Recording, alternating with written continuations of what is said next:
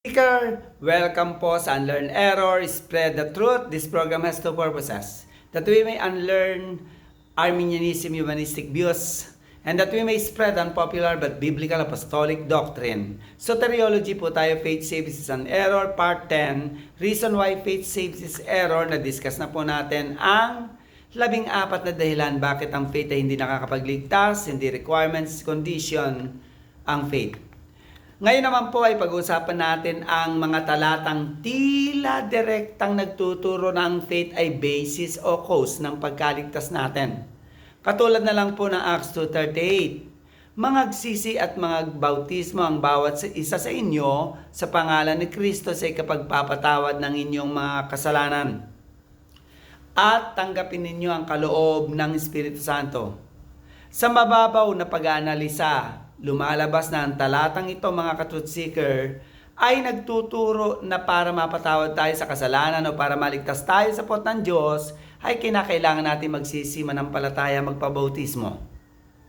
Acts 2:37. Basahin po natin para manawaan natin ito.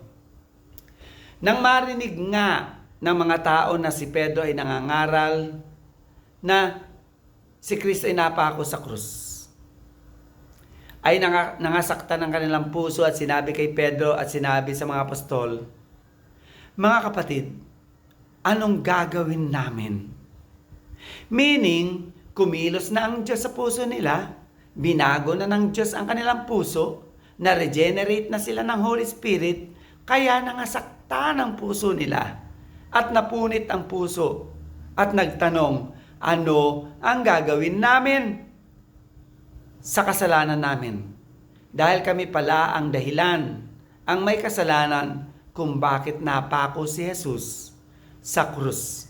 Ezekiel 36:26-27, Acts 16:14.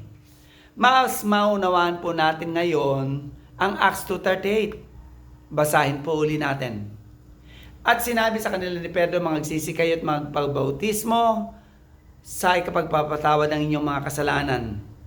So, nang sabihin ni Pedro sa kanila na magsisit magpabautismo kayo sa ikapagpapatawad ng inyong mga kasalanan, ang sinasabihan at pinatutungkulan dito ni Pedro ay ang mga na-regenerate na, ligtas na, may eternal life na, may saving faith na, at may saving repentance na.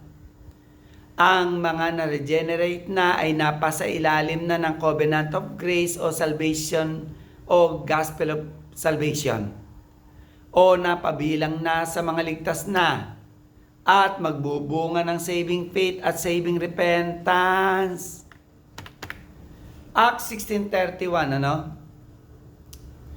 At kanilang sinabi, "Manampalataya ka sa Panginoong Jesus at maliligtas ikaw at ang iyong sambahayan." So, parang sinasabi dito ni Pablo sa Acts 16:31 na manampalataya ka, maliligtas ka. Gusto mo maligtas? Manampalataya ka. Ang bantay po na ito ay nanginginig. Hindi dahil lamang sa natatakot maparusahan ng Roman government. Kasi nga, kapag makatakas si Pablo at si Silas, ay mapaparusahan yung jail guard.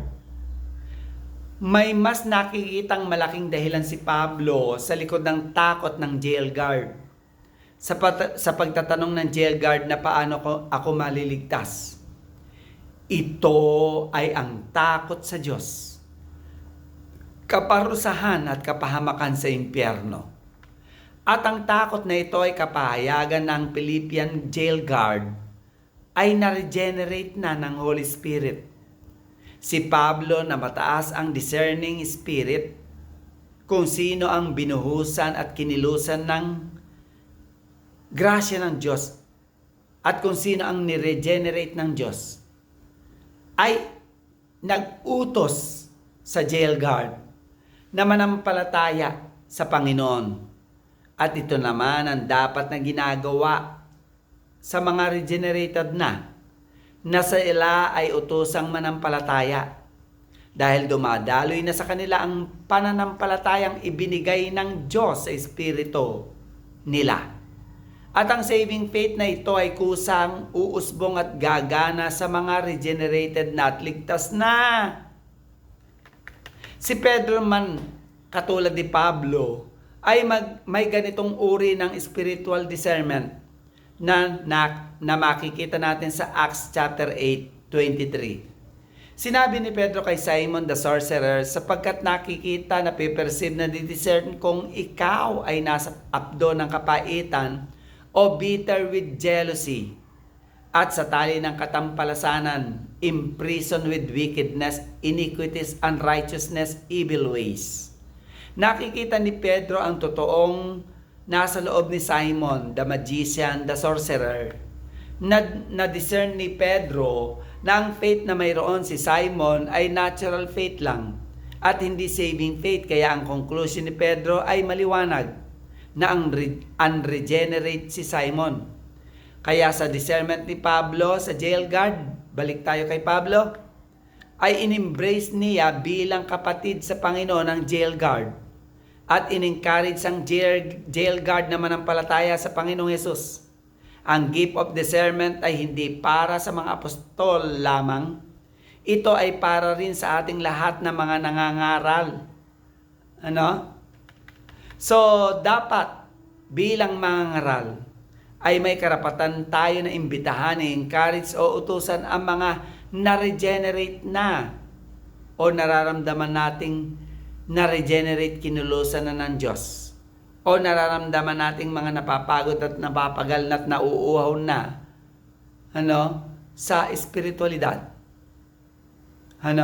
At sila ay nasa ilalim na ng covenant of salvation o gospel of salvation. At sila ay utusan nating manampalataya at magsisi.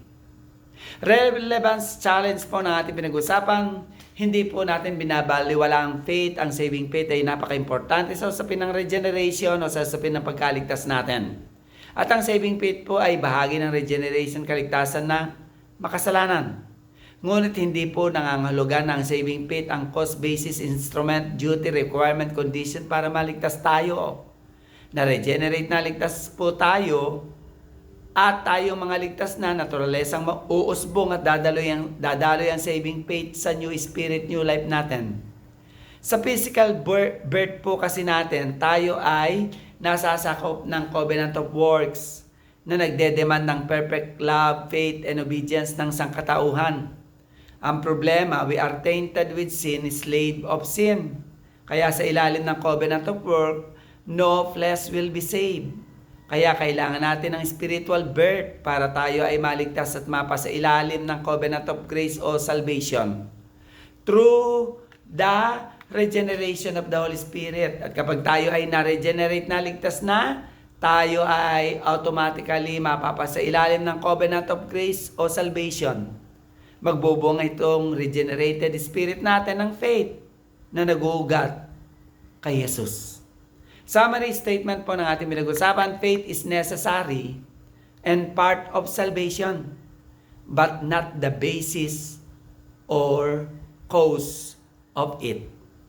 To unlearn error, spread the truth, you may connect with us, like, follow, watch, and subscribe, mga ka-truth seeker. Good day and God bless po sa ating lahat.